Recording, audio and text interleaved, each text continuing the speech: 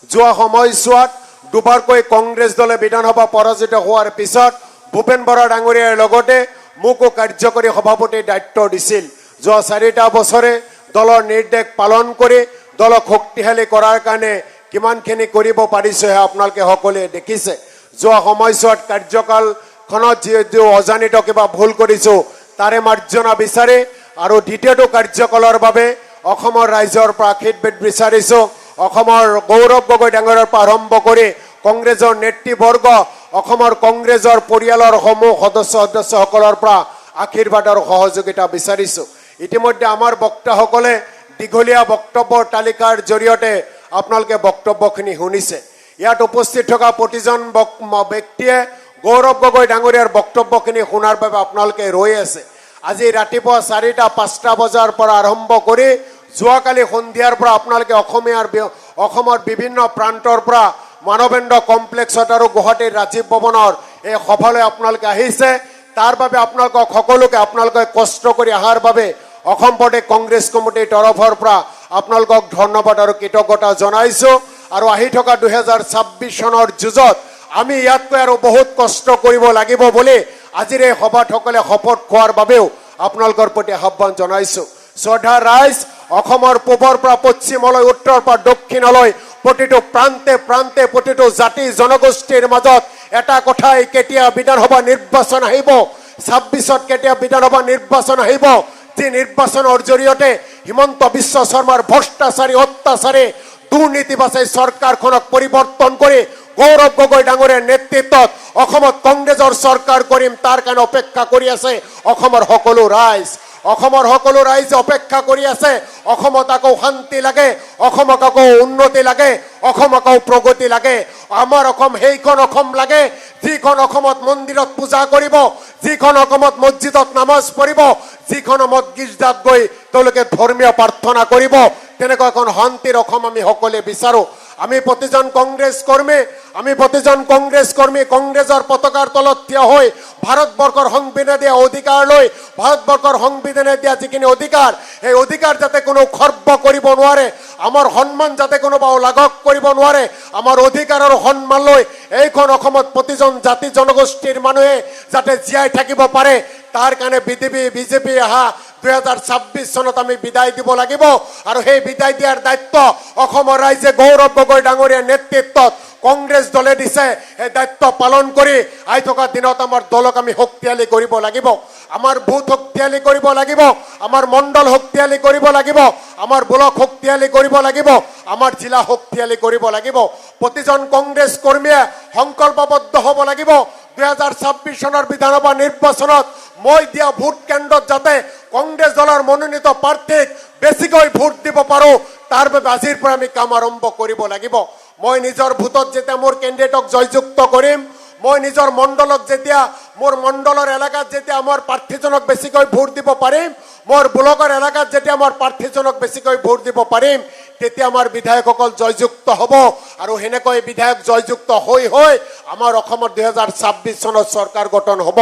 আপোনালোকে ইমান দিনে কষ্ট কৰি আছে, বিজেপি চৰকাৰৰ ধনবল বাহুবল অত্যাচাৰৰ ভাবুকিৰ সন্মুখীন হৈ আপোনালোকে কংগ্ৰেছ দলৰ প্ৰতিটো কাৰ্যসূচীত ভাগ লৈ আপোনালোকে কংগ্ৰেছ দলক শক্তিশালী কৰাৰ কাৰণে দিনে ৰাতিয়ে কষ্ট কৰি আছে। ৰ'দত পুৰি বৰষুণত ভিজে গাঁঠিৰ ধন ভাঙে কংগ্ৰেছ দলৰ কাৰণে আপোনালোকে যিখিনি কষ্ট আৰু ত্যাগ কৰিছে, আহি থকা দিনত গৌৰৱ গগৈ ডাঙৰীয়াৰ নেতৃত্বত নিশ্চিতভাৱে গৌৰৱ গগৈ ডাঙৰীয়াই প্ৰতিজন নিষ্ঠাবান কংগ্ৰেছ কৰ্মীক সন্মান আৰু মূল্য দিব। নিশ্চিতভাৱে এই কথাখিনি গৌৰৱ গগৈ ডাঙৰীয়াৰ যেতিয়া নৱনিযুক্ত সভাপতি হিচাপে দায়িত্ব লৈছে, অসমৰ সকলো জনসাধাৰণৰ বিশ্বাস হৈছে। শ্ৰদ্ধা ৰাইজ, মই দীঘলীয়া ভাষণ নিদিওঁ, মাত্ৰ হিমন্ত বিশ্ব শৰ্মাই গুণ্ডাগিৰিৰে লুণ্ঠন ৰাজ চলাই, চিণ্ডিকেট চলাই বৰ্তমান অসমখনক বহু দুৰ্নীতিৰ ফাললৈ আগুৱাই লৈ গৈছে। অসমৰ ৰাইজ দিনে দিনে গৰীব হ'বলৈ ধৰিছে। দৰিদ্ৰ সীমাৰেখাৰ তলত অসমৰ মানুহৰ সংখ্যা বাঢ়ি গৈছে। হিমন্ত বিশ্ব শৰ্মা, পীযুষ হাজৰিকা, জয়ন্ত মল্ল বৰুৱাৰ পৰা আৰম্ভ কৰি এজিপি বিজেপি নেতাসকলৰ টকাৰ বাহাৰ কৰিছে। মানুহে দুবেলা দুমুঠি খাবলৈ চিন্তা কৰিছে। বিজেপিৰ নেতাসকলে অট্টালিকা সাজিছে। আমি এই বিজেপি নেতাসকলৰ লুণ্ঠনৰ বিৰুদ্ধে 2026 চনত ভোট কেন্দ্ৰত ৰাইজে যাতে কংগ্ৰেছৰ প্ৰাৰ্থীসকলক ভোট দিয়ে, তাৰ বাবে ৰাইজৰ মাজলৈ যাব লাগিব। এই বিজেপি দলে 2014 চনৰ লোকসভাত অসমৰ ৰাইজক প্ৰতিশ্ৰুতি দিছিল 2016 চনৰ বিধানসভা নিৰ্বাচনত এজিপি বিজেপি দলে অসমৰ ৰাইজক উন্নয়নৰ প্ৰতিশ্ৰুতি দিছিল সমস্যা সমাধানৰ প্ৰতিশ্ৰুতি দিছিল 19 চনতো লোকসভাত প্ৰতিশ্ৰুতি দিছিল 21 বিধানসভাতো প্ৰতিশ্ৰুতি দিছিল দুবাৰকৈ চৰকাৰ গঠন কৰিলে 14ৰ পৰা কেন্দ্ৰত বিজেপিৰ চৰকাৰ আজিৰ তাৰিখ পৰ্যন্ত অসমৰ মূল এটাও সমস্যা সমাধান কৰিব পৰা নাই অসমৰ মানুহক কথা দি কথা ৰাখিব পৰা নাই গতিকে আহি থকা দিনত এই চৰকাৰখনক আমি উপযুক্ত শিক্ষা দিব লাগিব আমি এখন অসম বিচাৰো গুৰুজনাই যি বৰ অসম গঢ়ি থৈ গৈছে শংকৰদেৱ মাধৱদেৱ আজান ফকীৰৰ যি বৰ অসম যি অসমখনত হিন্দু মুছলমান জৈন খ্ৰীষ্টান সকলোৱে ভাই ভাই হিচাপে হাতে হাত ধৰি কান্ধত কান্ধ মিলাই এই অসমত বসবাস কৰি গৌৰৱেৰে ক'ব আমি অসমীয়া জাতি আৰু যি জাতি সমগ্ৰ বিশ্বৰ বুকুত দপদপাই চলিব এই অসমীয়া জাতিৰ মাজত এই হিমন্ত বিশ্ব শৰ্মা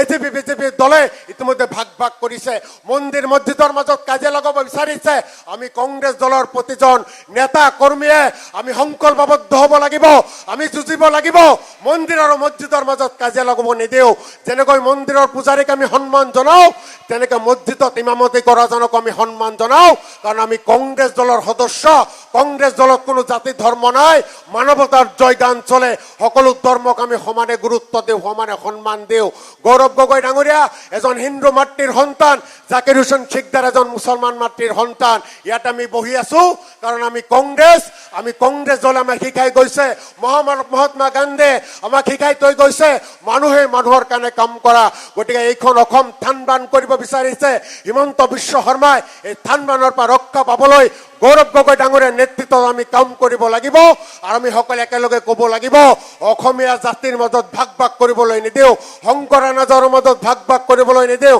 গুৰুজনাৰ আদৰ্শৰ আমি চলিম শংকৰদেৱৰ যিখিনি আদৰ্শ সেই আদৰ্শৰ পৰা বিচলিত হৈ হিমন্ত বিশ্ব শৰ্মাই বৰ্তমান অসমখনক বেলেগ পিনে গতি কৰিবলৈ হৈছে ইয়াতে আমি সংখ্যালঘুসকলক যোৱা কিছুদিন ধৰি আপোনালোকে দেখিছে বিদেশী সদেশী মানুহক বিদেশী সজাই কেনেকৈ অত্যাচাৰ কৰিছে এনআৰচিৰ উন্নতিকৰণৰ কাম বন্ধ কৰি থৈছে কোনো এজন আমি বিদেশী মুক্ত অসম বিচাৰো কোনো সদেশী মানুহক অত্যাচাৰ কৰাটো আমি নিবিচাৰো সেইকাৰণে আহি থকা দিনত গৌৰৱ গগৈ ডাঙৰীয়াৰ নেতৃত্বত সকলে কাম কৰাৰ সংকল্পবদ্ধ হওক বুলি আহ্বানেৰে মোৰ বক্তব্য সামৰিছো ধন্যবাদ জয় হিন্দ কংগ্ৰেছ জিন্দাবাদ